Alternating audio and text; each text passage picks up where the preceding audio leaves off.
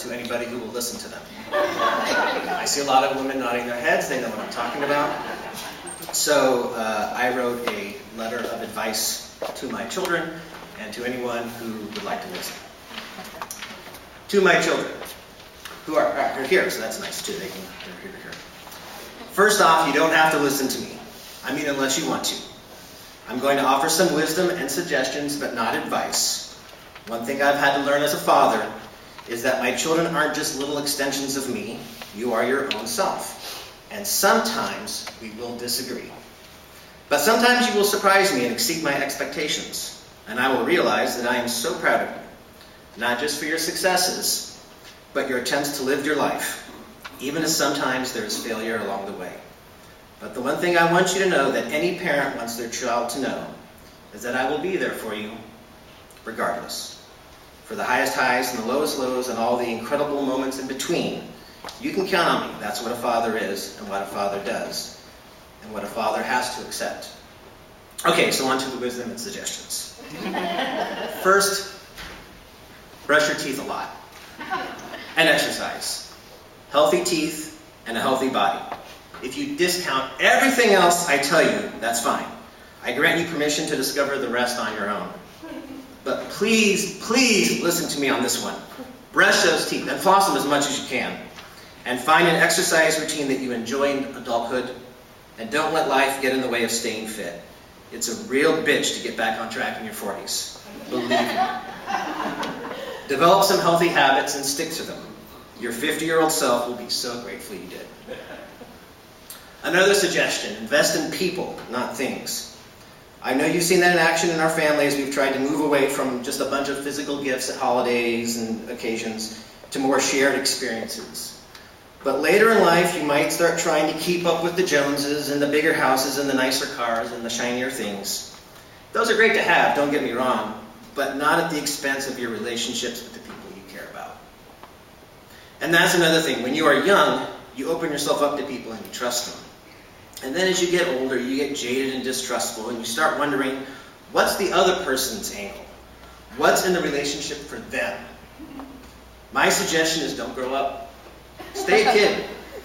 Enjoy the easy friendships, and be silly with the people you love. And if you want to send them the fart emoji, send them the fart emoji. Trust people, and let them trust you in return. And now some wisdom from your silly fart emoji sending old man. Dream big, dream often, dream to dare. Play a big game and play on the court. Don't sit on the sidelines. Get out there and go for the amazing half-court shot every time. You're going to miss a lot, but you'll never make the shot you don't take. Most people look back on their life and regret the things they didn't do. Not the mistakes they made or the missteps on the path, but the times they got scared and didn't get in the game. It's okay to get a bloody knee or an elbow in the game of life. So please, dream the biggest dream you can and go for it. Even if you only achieve half of that dream, it's 50% more than if you didn't try at all. And if that dream fizzles, then you can just create something new. Success takes time and commitment and being tenacious. I was going to tell you the story of how Michael Jordan missed 12,345 shots in his career. Then I realized that by now you're probably already sick of the sports metaphors I'm giving you, and that neither of you probably know or even care who Michael Jordan is. So instead, I'll go with something you're more familiar with and point out that I have no idea how many basketball shots J.K. Rowling has taken in her life or missed. But I do know that she spent 7 years writing that first Harry Potter book while living in poverty as a single mother. And I want you just to imagine if she had quit after 6 years, or 6.5 years, or 6 years and 11 months. Imagine if she had quit at that point. And Harry Potter and the Philosopher's Stone was still an unfinished book sitting on a shelf somewhere. One last piece of wisdom from your father. Love. Love a lot. Love people. Love adventures. Love challenges. Love pets. And love your life. Hate seems to creep into your life as you get older. I'm sure you've seen how hateful all the creepy old politicians are nowadays. Please don't become a creepy old politician. Two old hippie musicians once wrote the lyrics, all you need is love, love is all you need. And maybe that's a little simplistic, but when you have people you love in your life, and people who love you in return.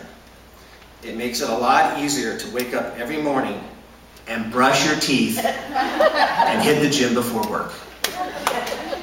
And remember, taking care of your teeth and your health is the key to all the rest of your life falling into place. Thank you for listening to me or not. I love you.